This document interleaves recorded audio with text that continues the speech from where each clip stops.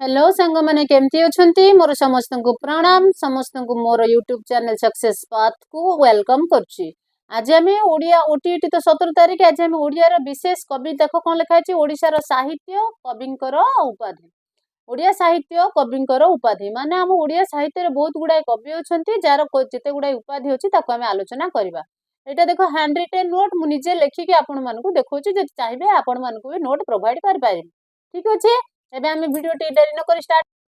Number 1 में क्या कौन लिखा है देखो आदि कवि किए सारला दास अति बड़ी जगन्नाथ दास को अति बड़ी उपाधि दिया जाइथिला। सारला दास को आदि कवि कहा जाए। भक्त कवि किए मधुसूदन राव मु दास लिखिथिल देखो सेटा नुहे होचंदी भक्त कवि मधुसूदन राव। तांको सहित व्यास कवि फकीर मोहन सेनापति व्यास कवि किए हमर फकीर मोहन सेनापति। नेक्स्ट बाणी कंठ किए निमाई चरण हरिचंदन बाणी कंठ निमाई चरण हरिचंदन भल भाव देख। नेक्स्ट 6 देख विदग्ध कवि किए अभिमन्यु सामंत सिंहार विदग्ध चिंतामणि नुहे विदग्ध चिंतामणि अछि अभिमन्यु सामंत सिंहार गोटे लेखा मन रखिथे। विदग्ध कवि किए होउचंती हमर अभिमन्यु सामंत सिंहार। कविवर राधानाथ राय कवि सूर्य बलदेव रथ कवि सूर्य उपाधि क्या दिया है बलदेव रथ को दिया जाइए। बलदेव रथ ना उपाधि हूँ कवि सूर्य देखि पार्टी। सहित आउ कौन अच्छी देख 9 अच्छी कांत कवि लक्ष्मीकांत महापात्र मोस्ट इंपोर्टाट ए क्वेश्चन कांत कवि लक्ष्मीकांत महापात्र भल भाव देख लक्ष्मीकांत महापात्र को कांत कवि उपाधि दि जाता। कवि चंद्र कालीचरण पट्टनायक को कवि चंद्र उपाधि दि जाता। कौन लिखाई जातीय कवि वीरकिशोर दास जातीय कवि किए आमर वीरकिशोर दास। नेक्स्ट कवि मंजुल कृष्ण प्रसाद बसु कवि मंजुल भल भाव मन रखि कवि मंजुल होचंती कृष्ण प्रसाद बसु।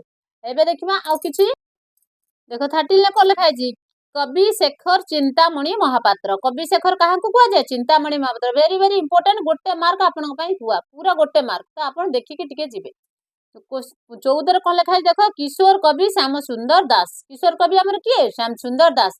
कवि सम्राट उपेंद्र भंज तांको लेखा भी मन रखिथे मु या पर ऑलरेडी क्वेश्चन दे देछि लेखा आउ तांको प्रसिद्ध साहित्य पुरस्कार विषय आज उपाधि सब दिया होछि तो डेफिनेटली आपण गोटे क्वेश्चन पाइबे कवि सम्राट किए आमर उपेंद्र भंज। ता सहित आमर कौन अच्छी देख संत कवि किए आमर भीम भोई संत कवि किए आमर संत कवि क्या कह जाए भीम भोई को संत कवि बोली कह जाए। एबे देखिबा कौन देख प्रकृत कवि किए गंगाधर मेहर प्रकृति कवि गंगाधर मेहर आ स्वभाव कवि मध्य गंगाधर मेहर मन रखिथे प्रकृति सहित स्वभाव भी अच्छी सहित प्रकृति कवि और गंगाधर मेहर ये प्रकृति की देखिए नेचर विषय सब लिखती तेणुक प्रकृति बोली प्रकृत कवि कह जाए और स्वभाव कवि कह जाए। प्रेमिक कवि किए मायाधर मानसिंह तापर पल्ली कवि नंदकिशोर बड़ स्वभाव कवि गंगाधर मेहर ये देख लिखाई स्वभाव कवि गंगाधर मेहर। ता सहित आउ कौन अच्छी देख कर्मवीर कवि होचंदी गौरीशंकर महापात्र। उत्कलमणि गोपबंधु दास उत्कल गौरव मधुसूदन दास उत्कल मणि किए गोपबंधु दास उत्कल गौरव किए मधुसूदन दास। तो आउ किछि देख उत्कल केशरी हरेकृष्ण महताब उत्कल केशरी आख्या क्या दिया जाए हरेकृष्ण महताब को दिया जाए। भूमिपुत्र विजु पट्टनायक को कौन कह जाए भूमिपुत्र आख्या दि जाए।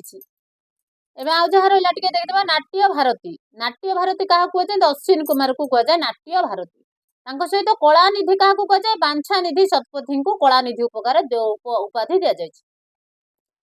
गायक सुधाकर किए आमर बालकृष्ण दास गायक सुधाकर क्या कह जाए बालकृष्ण दास को कह जाए। लोकरत्न क्या कह जाए डॉक्टर कुंज बिहारी धल धल लिखा है डॉक्टर कुंज बिहारी धल को कौन कह जाए लोकरत्न बोली कह जाए।